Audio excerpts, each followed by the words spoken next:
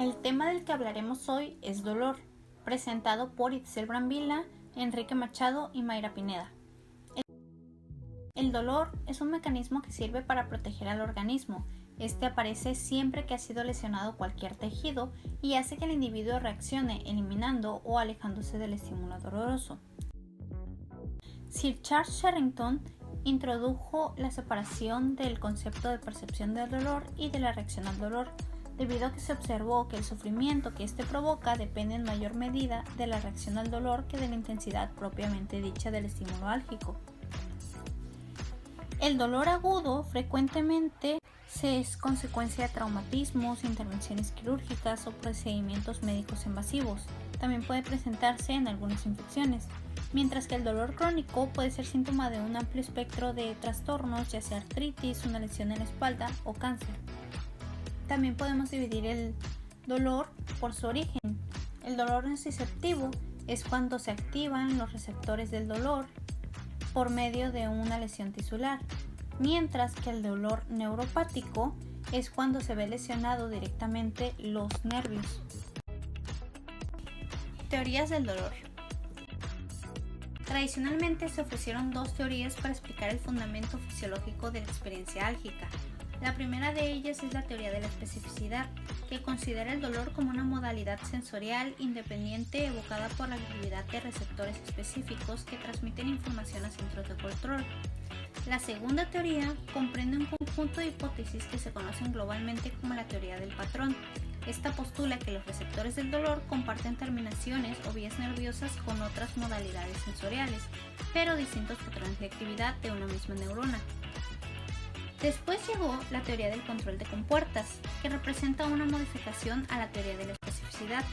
Esta sostiene que existen mecanismos de compuertas nerviosas en el nivel de la médula espinal segmentaria, y que estos mecanismos serían responsables de las interacciones entre el dolor y otras modalidades sensoriales.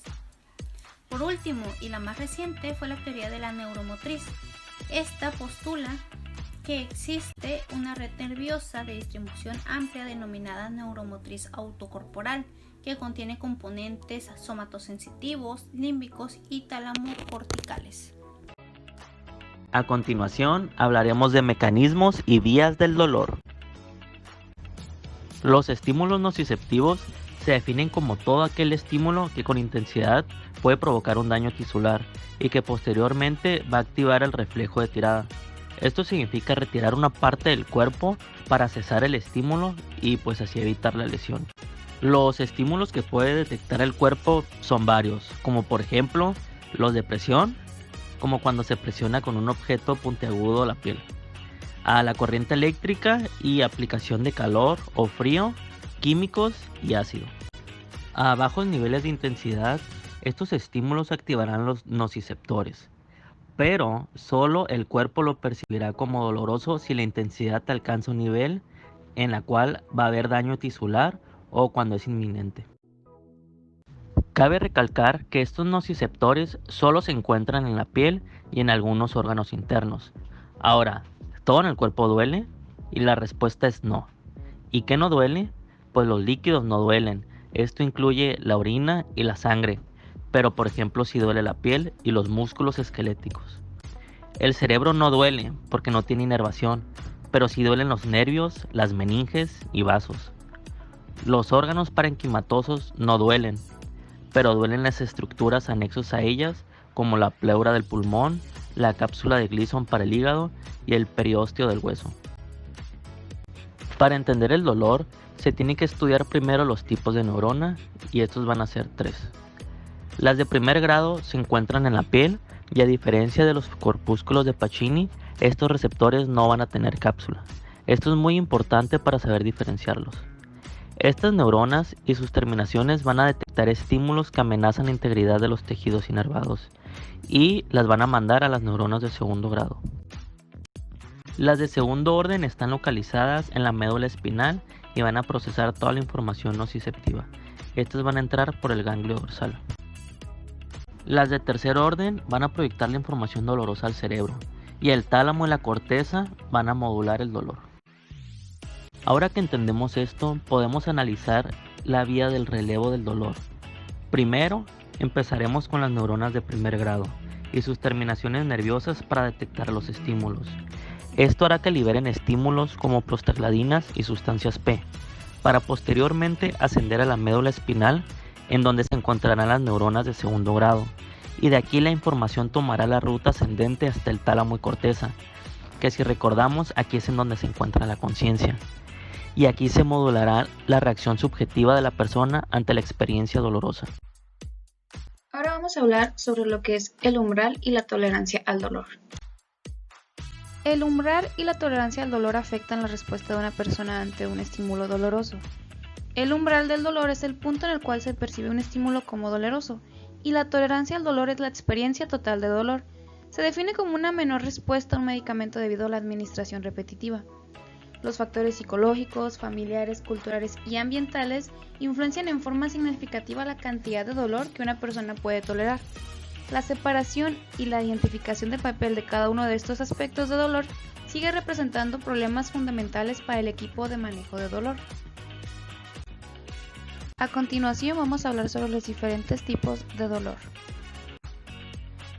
El dolor se puede clasificar según la duración, agudo o crónico, la ubicación cutáneo o profundo y visceral y el sitio de referencia. La clasificación basada en el diagnóstico médico relacionado, como por ejemplo una operación, un traumatismo o un cáncer, es también muy útil para planificar la mejor acción para intervenciones terapéuticas.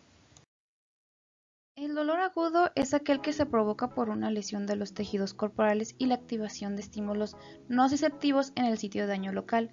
Por lo general es de corta duración y tiene a resolverse cuando se soluciona el proceso patológico subyacente. Las intervenciones que alivian el dolor por lo general alivian otros problemas concurrentes como la ansiedad y los espasmos musculoesqueléticos. El dolor agudo tratado inadecuadamente tiende a disminuir la movilidad y los movimientos respiratorios como la respiración profunda y la tos al grado que pueden complicar o retrasar la recuperación.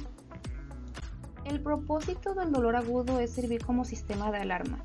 Alerta a la persona ante la existencia de daño tisular real o inminente y provoca la búsqueda de atención médica. La ubicación del dolor, irradiación, intensidad y duración, así como los factores que lo agravan o lo alivian, aportan pistas diagnósticas esenciales. El propósito del dolor agudo es servir como sistema de alarma. Alerta a las personas ante la existencia de daño real o inminente y provoca la búsqueda de atención médica. La ubicación del dolor, irradiación, intensidad y duración, así como los factores que lo agravan o lo alivian, aportan pistas diagnósticas esenciales. Las características del dolor agudo es que tiene un inicio reciente. La duración va a ser corta, menor a 6 meses. Va a tener componentes psicológicas como lo que es una ansiedad. Y en respuestas autónomas consiste en respuestas simpáticas de lucha o huida. Va a haber un aumento de la frecuencia cardíaca, un aumento del volumen de shock, aumento de la presión arterial, una mayor dilatación pupilar, aumento de la tensión muscular, disminución de la motilidad intestinal y disminución del flujo salival. Ahora tenemos lo que es el dolor crónico. Es aquel que persiste por más tiempo del que se puede esperar razonablemente después del acontecimiento que lo provocó. Además se mantiene por factores que son patológica y físicamente lejanos a la causa original. El dolor crónico es la principal causa de discapacidad. A diferencia del agudo, el dolor crónico persistente por lo general no tiene una función útil. Por el contrario, implica estrés fisiológico, psicológico, familiar y económico, y puede agotar los recursos de la persona. En contraste con el dolor agudo, las influencias psicológicas y ambientales participan en el desarrollo de las conductas relacionadas con el dolor crónico. Los factores biológicos que influencian el dolor crónico incluyen lo que son los mecanismos periféricos, periféricos centrales y mecanismos centrales. Las personas con dolor crónico quizás no presentan las conductas somáticas autónomas o afectivas que a menudo se relacionan con el dolor agudo. Conforme se prolongan y continúan las condiciones dolorosas, las respuestas del sistema nervioso autónomo tienden a disminuir. Además, lo que es la pérdida del apetito, alteraciones del sueño y depresión a menudo se relacionan con el dolor crónico. Características del dolor crónico tenemos que tener un inicio continuo intermitente. En las respuestas autónomas va a haber una ausencia de ellas. Su duración va a ser de 6 meses o más y va a tener otros tipos de respuesta como que es una disminución del sueño, del líbido y cambios del apetito. Y los componentes psicológicos que, como ya hemos mencionado anteriormente, va a haber un aumento de la irritabilidad, una depresión relacionada, una preocupación somática, va a haber un aislamiento de intereses externos y una disminución de la compenetración de las relaciones. Ahora vamos a tener lo que es el dolor somático cutáneo. Este surge de las estructuras superficiales. Es un dolor agudo con una cualidad ardosa que puede ser abrupto o de inicio lento. Se puede localizar exactamente y se puede distribuir a lo largo de los dermatomas. Por una superposición de la distribución de las fibras nerviosas entre los dermatomas, los límites del dolor por lo general no son tan claros como indican los diagramas de dermatomas. Por otro lado, el dolor somático profundo se origina en las estructuras corporales profundas como el periosto, los músculos, los tendones, las articulaciones y vasos sanguíneos. Es más difuso que el dolor cutáneo y va a tener varios estímulos como una presión fuerte sobre un hueso, una isquemia muscular y un daño tisular. Pueden provocar lo que es el dolor somático profundo. Un ejemplo de este dolor es que se presenta cuando una persona se hace un esguince en el tobillo. El dolor en el sitio original de lesión se puede irradiar. Ahora tenemos lo que es el dolor visceral y este tiene su origen en los órganos viscerales y es uno de los dolores más comunes producidos por una enfermedad. Mientras que es similar al dolor somático en muchas formas, tanto los mecanismos neurológicos como la percepción del dolor visceral difieren del dolor somático. Una de las diferencias más importantes entre el dolor superficial y el visceral es el tipo de daño que puede provocar el dolor. Las fuertes contracciones, la distensión o la isquemia que afectan las paredes viscerales pueden inducir un dolor intenso. Además de que existe una baja densidad de nociceptores en las vísceras en comparación con la piel. Por último tenemos al dolor referido, que es percibido en un sitio distinto de su punto de origen pero que está inervado por el mismo segmento raquídeo. Se tiene la hipótesis de que las neuronas aferentes viscerales y somáticas convergen en las mismas neuronas de proyección del asta posterior. Por esta razón puede ser difícil para el cerebro identificar correctamente la fuente original del dolor. El dolor que se origina en las vísceras abdominales o torácicas es difuso y mal localizado, y a menudo se percibe en un sitio lejano al área afectada. Aquí podemos observar lo que es un ejemplo de dolor referido, por ejemplo, en lo que es un infarto al miocardio. Por lo general, el dolor es referido al brazo izquierdo, cuello y tórax, lo cual puede retrasar lo que es el diagnóstico y el tratamiento de una condición que pone en riesgo la vida. Evaluación del dolor. La evaluación cuidadosa contribuye al diagnóstico, manejo y alivio del dolor. La expresión facial y la postura del paciente pueden aportar información adicional. Sin embargo, la guía práctica clínica del manejo del dolor agudo destaca que el único indicador más fiable de la existencia del dolor y de su intensidad es el propio relato del paciente. Así pues, un interrogatorio exhaustivo debe incluir la forma de instalación, la descripción, la localización, irradiación, intensidad, características, patrón del dolor, factores que lo alivian y factores que lo exacerban.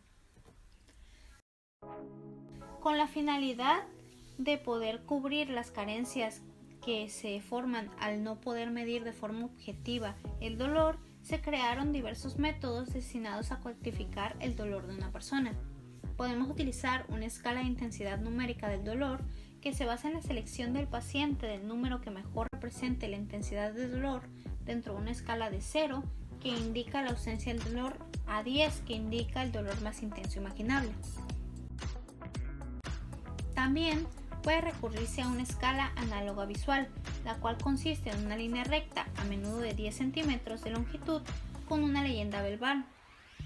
Esta se puede cuantificar determinando la distancia entre la marca y el extremo de la línea con la leyenda ausencia del dolor. Por último, las escalas descriptivas visuales se basan en varias opciones categorizadas con valores numéricos de términos tales como ninguno es igual a 0, muy leve es igual a 1, leve igual a 2, moderado igual a 3 y severo igual a 4. El término seleccionado por el paciente se utiliza para determinar la representación numérica de la intensidad del dolor sobre una escala ordinal. Tratamiento del dolor. Los enfoques para el tratamiento del dolor agudo y crónico son muy distintos. En el primero, el tratamiento tiene como finalidad aliviar el dolor mediante la cesación del estímulo nociceptivo. Dado que el dolor agudo es autolimitado y remite con la curación de la lesión tisular, por lo general no requiere un tratamiento a largo plazo. Sin embargo, sí requiere un tratamiento agresivo con fármacos analgésicos antes de que este se torne muy intenso. Por otro lado, el tratamiento del dolor crónico requiere una intervención temprana con la finalidad de prevenirlo y manejar apropiadamente los episodios agudos. El tratamiento depende de la causa del dolor, la evaluación natural del trastorno subyacente y de la expectativa de vida de la persona. Si la enfermedad que provoca este dolor es incurable, el tratamiento se centrará en los métodos no curativos para el control del dolor. Las modalidades que comprenden el bloqueo nervioso, las técnicas eléctricas, la fisioterapia y las intervenciones cognitivo-conductuales y los fármacos narcóticos y no narcóticos. En el tratamiento no farmacológico están las intervenciones cognitivas conductuales, los agentes físicos, las analgesias inducidas por estímulos y la acupuntura. En las intervenciones cognitivas conductuales se comprende la relajación, la distracción, la reafirmación cognitiva, las técnicas de imagen, la meditación y la biorretroalimentación. En los agentes físicos está el calor y el frío. El calor dilata los vasos sanguíneos con un aumento resultante del flujo sanguíneo local. Este afecta la transmisión de impulsos nociceptivos y aumenta la extensibilidad de las fibras colágenas. El incremento del flujo sanguíneo local reduce el nivel de estimulación nociceptiva al disminuir el isquemia local secundaria al espasmo.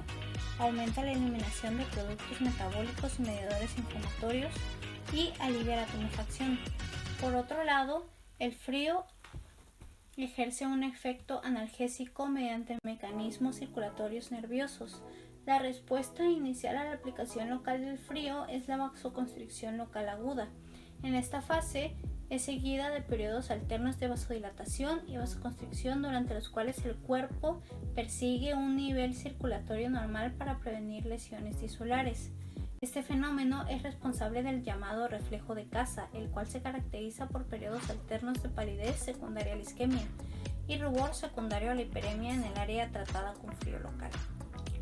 La analgesia inducida por estímulos la podemos ver en la neuroestimulación eléctrica transcutánea o TENS. Todavía no se sabe cómo esta tiene un efecto analgésico, pero se tienen 4 teorías. La primera es que podría estar relacionado con la descarga diferencial de impulsos de las fibras de gran calibre que transmiten información no nociceptiva. La segunda postula que los estimuladores que inducen contracciones rítmicas potentes actuarían mediante la liberación de analgésicos endógenos como las endorfinas y las encefalinas que suprimen o modulan la transmisión de calor. La tercera sostiene que la estimulación de alta frecuencia inducida por algunas unidades de TENS contrarrestarían la irritación. Y la cuarta es que la analgesia rápida asociada a la estimulación intensa breve es el bloqueo de la conducción nerviosa. Por último, la acupuntura se relaciona con la teoría del control de compuertas y con la teoría neurohumoral relacionada con una cascada de endorfinas y monoaminas. Ahora veremos las alteraciones de la sensibilidad del dolor. La sensibilidad y percepción del dolor varían entre persona y persona, ¿no? Pero existen alteraciones de la sensibilidad en la que los individuos la perciben como una pérdida, disminución o aumento de sensación de dolor y son causados por alguna disfunción del sistema sensorial. Los fenómenos más frecuentes son las sensaciones anómalas descriptivas como hormigueos, pinchazos, denominadas parestesis. ¿Cuáles son? Pues va a estar la anestesia, que va a ser la nula sensación del dolor, hipoestesia, que va a ser una disminución de la sensibilidad, hiperatesia, que va a ser el aumento anormal de la sensibilidad, alodinia, que va a ser una hipersensibilidad al tacto, que incluso un ligero toque puede causar dolor, agnosias, faltas de reconocimiento de un objeto por el tacto, hipoalgesia, descenso de sensibilidad al dolor, analgesia, ausencia de sensibilidad al dolor. Ahora vamos a hablar sobre los tipos especiales de dolor.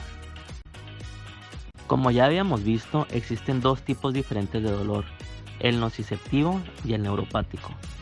El dolor neuropático se refiere al dolor que es provocado por nuestro propio sistema. Esto significa que el propio cuerpo lo está produciendo por algún efecto o consecuencia directa de una enfermedad, como por ejemplo la compresión de algún nervio, como el síndrome de túnel carpiano, el daño de los nervios o el procesamiento anormal. El dolor neuropático se clasifica por espontáneo, que este va a ser sin estímulo, y el evocado, con estímulo. En el espontáneo, el paciente sentirá dolor sin estímulo alguno y puede tener dos sensaciones. El continuo, en el que los pacientes refieren a este dolor como sentir algún tipo de electricidad o calor, y el paroxístico, en el que sentirán un pinchazón. Y en el evocado, en el que por un estímulo menor como el ligero frío sentirán un dolor insoportable, y el nocivo, con hiperalgesia. Las neuralgias se caracterizan por ataques breves, intensos y a menudo repetitivos dolor fulgurante o pulsátil. Se presenta a lo largo de la distribución de un nervio raquídeo o craneal y por lo general se precipita por la estimulación de la región cutánea inervada por ese nervio. Las neuralgias tienen dos clasificaciones, el trigémino y el posherpética. El nervio trigémino se encarga de transportar la sensación que percibe el rostro al cerebro. Este va a ser un síntoma de dolor facial que varía de moderado a intenso y suele producirse al masticar, hablar o cepillarse los dientes. El tratamiento incluye medicamentos, inyecciones y cirugía. La neuralgia posherpética va a ser provocada por el mismo virus del herpes y se considera que es una infección recurrente localizada por el virus que ha permanecido latente en el ganglio de la raíz dorsal desde el ataque inicial de la varicela. A continuación vamos a ver lo que es la cefalea y su clasificación. La cefalea es un problema de salud muy frecuente. Es provocada por varias condiciones. Algunas cefaleas representan trastornos primarios y otras se presentan secundarias a otras enfermedades en las cuales el dolor de cabeza es un síntoma. Los tipos más frecuentes de cefalea primaria crónica son la migraña, cefalea tensional, cefalea en racimo y cefalea diaria crónica o CDC. Aunque casi todas las causas de cefalea secundaria son benignas, algunas son indicación de trastornos importantes como una meningitis, un tumor cerebral o un aneurisma. Otras veces una persona puede presentar cefalea postraumática. El inicio súbito de una cefalea intensa, intratable en una persona que por lo demás está sana, se relaciona con más frecuencia con un trastorno intracraneal importante, como lo que es una hemorragia subaracnoidea o una meningitis que con un trastorno de cefalea crónica. Dentro de las cefaleas secundarias podemos tener las cefaleas por esfuerzo, es decir, una actividad física o sexual o por la maniobra de Valsalva, las cefaleas que se acompañan de síntomas neurológicos como somnolencia, alteraciones visuales o de las extremidades o alteraciones del estado mental, que también son sugestivas de lesiones intracraneales subyacentes u otros procesos patológicos. Otras señales importantes para la cefalea secundaria incluyen un cambio fundamental o progresión en el patrón del dolor, o en una nueva cefalea en personas mayores de 50 años de edad, o en personas con cáncer, inmunosupresión o embarazo. Ahora vamos a hablar sobre el diagnóstico y clasificación de cefaleas. El diagnóstico y clasificación de las cefaleas a menudo es difícil. Requiere una historia clínica completa y exploración física para excluir causas secundarias. La historia clínica debe incluir factores que precipitan el dolor de cabeza, como alimentos y aditivos alimenticios, saltarse comidas y la relación con el periodo menstrual. El alcohol también puede causar o agravar la cefalea. La historia de los medicamentos es esencial porque muchos pueden provocar o agravar las cefaleas. Es útil llevar un diario de las cefaleas en el cual la persona registre sus dolores y acontecimientos concurrentes o antecedentes para identificar los factores que contribuyen al inicio de la cefalea. Para la clasificación de las cefaleas, en 2004 la International Headache Society publicó la segunda edición de The International Classification of Headache Disorders, el cual divide en 3 secciones. El número 1 serían las cefaleas primarias, el número 2 serían las cefaleas secundarias o condiciones médicas y el número 3 serían las neuralgias craneales y dolor facial. Ahora vamos a hablar sobre las cefaleas primarias o crónicas y empezaremos con lo que es la cefalea por migraña. La migraña afecta a una gran cantidad de personas y en especial a las mujeres. Las migrañas tienden a presentarse en familia y se piensa que son hereditarias con un rasgo autosómico dominante con penetración incompleta. Los mecanismos fisiopatológicos del dolor relacionados con migraña siguen sin comprenderse por completo. Aunque existen muchas teorías alternativas, está bien establecido que durante una migraña el nervio trigémino se activa. La estimulación de las fibras sensitivas trigeminales pueden provocar la liberación de neuropéptidos, provocando inflamación neurógena dolorosa dentro de la vasculatura meningia. Otro posible mecanismo implica lo que es la vasodilatación neurógena de los vasos sanguíneos meningios como un componente clave de los procesos inflamatorios que se presentan durante la migraña. Otro mecanismo son las variaciones hormonales, en particular las concentraciones de estrógeno. Tienen una participación importante en el patrón de los ataques de migraña. Para muchas mujeres las migrañas coinciden con sus periodos menstruales.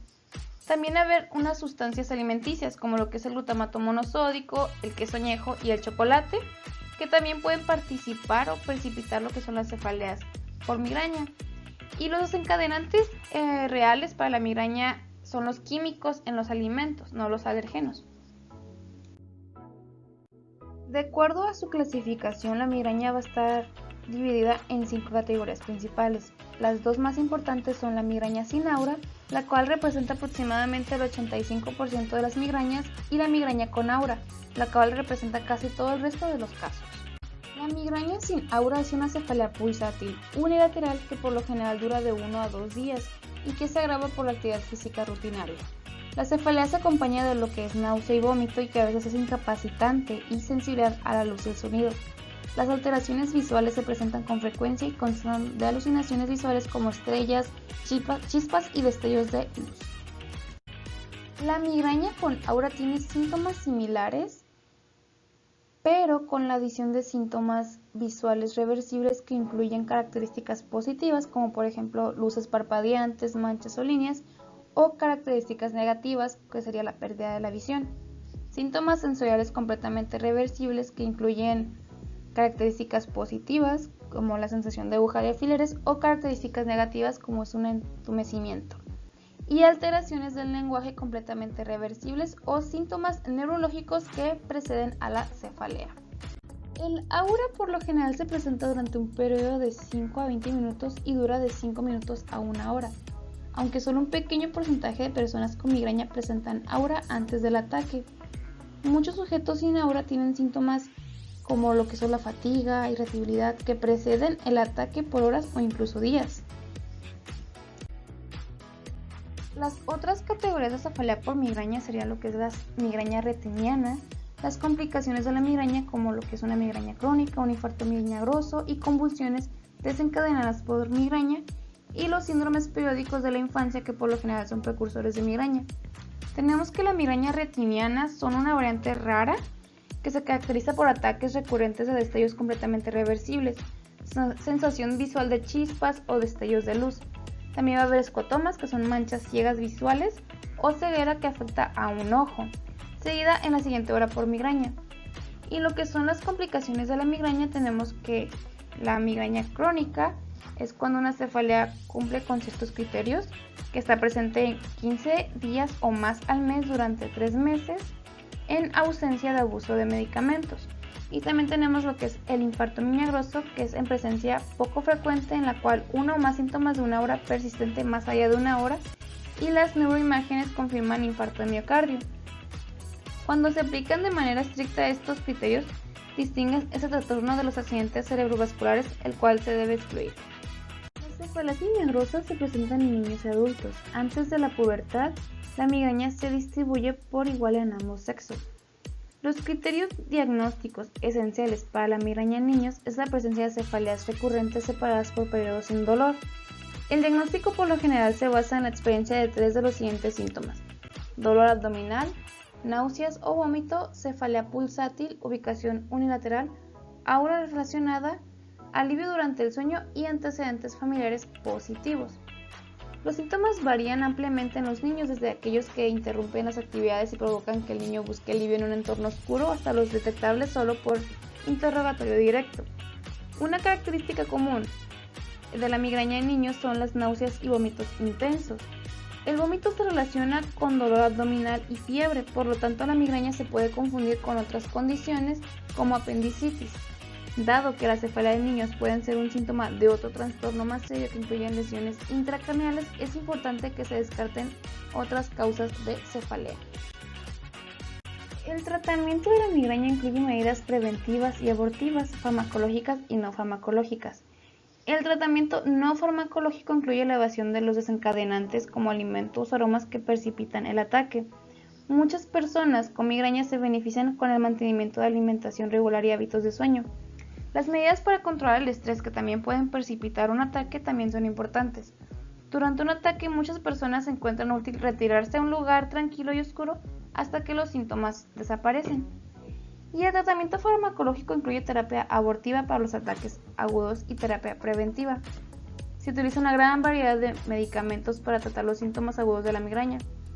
Con base en estudios clínicos, los fármacos de primera línea incluyen el ácido acetilsalicílico, combinaciones de paracetamol, ácido acetilsalicílico y cafeína, los AINE como el naproxeno, el ibuprofeno, agonistas del receptor de serotonina, tenemos el rizatriptán, el sumatriptán, derivados de la ergotamina y antiémicos. Las vías de administración orales quizás sean las preferidas en personas que desarrollan dolor intenso rápidamente o al despertar o aquellas que tienen náuseas y vómitos intensos. El consumo frecuente de medicamentos abortivos para cefalea puede provocar cefalea de rebote. Es posible que se requiera tratamiento farmacológico preventivo si las cefaleas se toman incapacitantes. Si se presentan más de 2 o 3 veces al mes, si el tratamiento abortivo se utiliza más de 2 veces a la semana o si la persona tiene migraña hemipléjica, migraña con aura prolongada o infarto migrañoso. En la mayoría de los casos, el tratamiento preventivo se debe tomar diariamente por meses o años.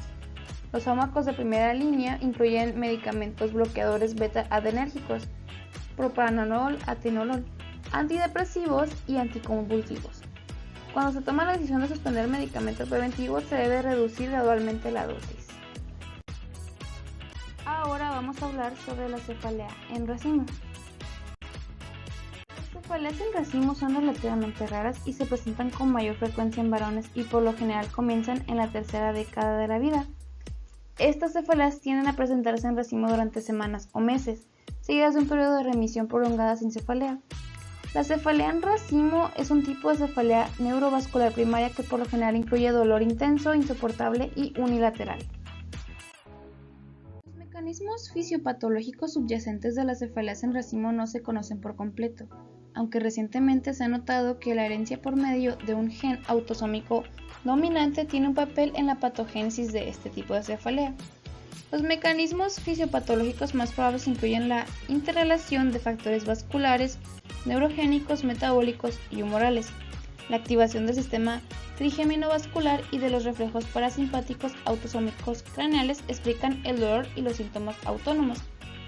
Se cree que el hipotálamo tiene una importante participación. La posible participación de los centros reguladores en el hipotálamo anterior está implicado por observaciones de cambios biológicos circadianos y alteraciones neuroendocrinas, por ejemplo cambios en el cortisol, prolactina y testosterona, que se presentan en los periodos activos y durante la remisión clínica. La resonancia magnética ha demostrado dilatación de las arterias intracraneales en el lado dolorio. La pérdida de un tono vascular es resultado de un defecto en la inervación perivascular simpática. El dolor relacionado con la cefalea en racimo es de inicio rápido y alcanza un máximo en aproximadamente 10 a 15 minutos y dura de 15 minutos a 180 minutos. El dolor detrás del ojo se irradia al nervio trigemino ipsilateral, por ejemplo la sien, las mejillas y las encías, y la cefalea con frecuencia se relaciona con uno o más síntomas como inquietud o agitación, enrojecimiento conjuntival, lagrimeo específicamente de un lado, congestión nasal, rinorrea, sudoración de la frente y de la cara, miosis, ptosis y edema de los párpados. Dada la relativa corta duración y naturaleza autolimitada de la cefalea en racimo, las preparaciones orales por lo general tardan demasiado en alcanzar concentraciones terapéuticas. Los tratamientos más eficaces son los que actúan de forma rápida. La inhalación de oxígeno podría estar indicada para consumo doméstico. Los medicamentos profilácticos para las cefaleas en racimos incluyen lo que es el verapamilo, el carbonato de litio, los corticosteroides y el valproato de sodio. Ahora vamos a hablar sobre lo que es la cefalea tensional. El tipo más frecuente de cefalea es la tensional. A diferencia de los dos tipos anteriores, la cefalea tensional por lo general no es lo suficientemente grave para interferir con las actividades diarias. Los mecanismos exactos de la cefalea tensional no se conocen y la hipótesis de la causa son contradictorias. Una teoría popular es que la cefalea tensional es resultado de tensión sostenida de los músculos del cuero cabelludo y el cuello. No obstante, algunas investigaciones han encontrado que no hay correlación entre la contracción muscular y este tipo de cefalea. Se cree que la migraña se puede transformar gradualmente en cefalea tensional crónica. Las cefaleas tensionales también pueden ser provocadas por difusión bucomandibular, estrés psicológico, ansiedad, depresión y estrés muscular. También pueden ser resultados de abuso de analgésicos o cafeína. Las cefaleas tensionales por lo general se describen como dolor sordo y difuso que se presenta en una banda que rodea la cabeza y se relaciona con náuseas y vómito, o se empeoran con la actividad. Pueden ser poco frecuentes, episódicas o crónicas.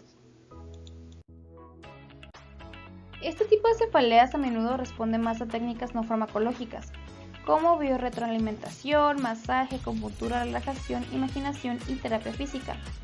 Para personas con mala postura puede ayudar una combinación de ejercicios de rango de movimiento, relajación y mejora de la postura. Los fármacos de elección para el tratamiento agudo de las cefaleas tensionales son analgésicos, incluido el ácido acetilsalicílico, el paracetamol y AINES. Las personas con cefalea tensional infrecuentes por lo general se automedican con analgésicos de venta libre para tratar el dolor agudo y no requieren medicamentos profilácticos. Estos fármacos se utilizan con precaución porque se pueden presentar cefaleas de rebote cuando los medicamentos se toman con regularidad. Dado que las líneas que dividen una cefalea tensional, la migraña y la cefalea diaria crónica a menudo son vagas, la adición de medicamentos así como el rango completo de medicamentos para la migraña podrían intentarse en casos que no responden.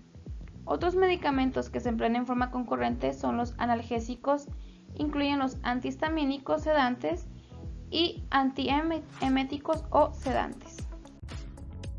Y por último tenemos lo que es la cefalea diaria crónica. El término cefalea diaria crónica se utiliza para referirse a las cefaleas que se presentan 15 días o más al mes por más de 3 meses. Poco se sabe acerca de la prevalencia e incidencia de la cefalea crónica diaria. Tenemos que se desconoce la causa, aunque hay varias hipótesis que incluyen la cefalea migrañosa transformada, una cefalea tensional evolucionada, una cefalea persistente diaria reciente y cefalea postraumática. Aunque el consumo excesivo de medicamentos sintomáticos se ha relacionado también con este tipo de cefalea. En muchas personas, la cefalea diaria crónica tiene ciertas características de la migraña, en tanto que en otros se parece a la cefalea tensional. Tenemos que esta cefalea se relaciona con la cefalea crónica y episódica tensional. La cefalea persistente diaria reciente puede tener un inicio rápido, sin antecedentes de migraña, con cefalea tensional traumática o estrés psicológico. Y el tratamiento en este tipo de cefalea puede ser necesaria una combinación de intervenciones farmacológicas y conductuales. Al igual que con las cefaleas tensionales, las técnicas no farmacológicas, como lo que es la biorretroalimentación, el masaje, la acupuntura, la relajación, la imaginación y la terapia física pueden ser útiles. También medidas para reducir o eliminar el consumo excesivo de medicamentos, incluida la cafeína. Dolor en niños y ancianos. En el tratamiento del dolor en niños es esencial asegurarse de que el fármaco haya sido aprobado para el uso pediátrico y que las dosis sean las apropiadas en relación con el peso corporal y con el grado de desarrollo fisiológico del niño. Las diferencias en la función fisiológica pueden afectar la acción de un fármaco, como por ejemplo, los neonatos poseen una menor cantidad de tejido adiposo muscular y una mayor cantidad de agua, lo que incrementa la duración de acción de algunos fármacos hidrosolubles. Además, los neonatos también tienen una menor concentración de proteínas plasmáticas, lo que determina un aumento en el nivel del fármaco libre en caso de las drogas que se fijan a las proteínas. En neonatos y en lactantes, las vías hepáticas que se encargan del metabolismo de las drogas son inmaduras, lo que determina un menor grado de depuración de las drogas que se metabolizan en el hígado. Además de que este grupo se asocia con una disminución del índice de filtración glomerular, lo que retarda la depuración de los fármacos que se excretan por vía renal y sus metabolitos activos. En los niños de 2 a 6 años de edad se posee una masa hepática de mayor magnitud que los adultos, lo que determina un aumento basado en la depuración metabólica de los fármacos que se degradan en el hígado. El tratamiento del dolor en personas de edad avanzada puede ser complejo, ya que los ancianos presentan alteraciones fisiológicas que afectan la farmacocinética de las medicaciones. Estas alteraciones comprenden la disminución del flujo sanguíneo, la motilidad gástrica, la función renal, la albuminemia debido a deficiencias nutricionales, y estas modificaciones pueden afectar la elección o la dosis de los fármacos utilizados para el alivio del dolor. Además de que los ancianos a menudo coexisten con otros fármacos médicos, ya que obligan a la polifarmacia. En el caso clínico nos llega un paciente de 32 años de edad con los siguientes antecedentes de importancia: infecciones a repetición en el codo izquierdo, fractura distal del húmero izquierdo, fractura del tobillo derecho y una hernia discal de C4, C5 y C6. Llegó a urgencias por sufrir una caída de su propia altura. Presentaba deterioro de la fuerza muscular en los miembros inferiores que le impedía la deambulación y contaba con ausencia del dolor. En su exploración física no se evidenció alteración en los nervios craneales. La exploración de los miembros superiores mostró una fuerza de 5/5 en la escala de Daniels. El síndrome SIPA, insensibilidad congénita al dolor, es una rara enfermedad autosómica recesiva.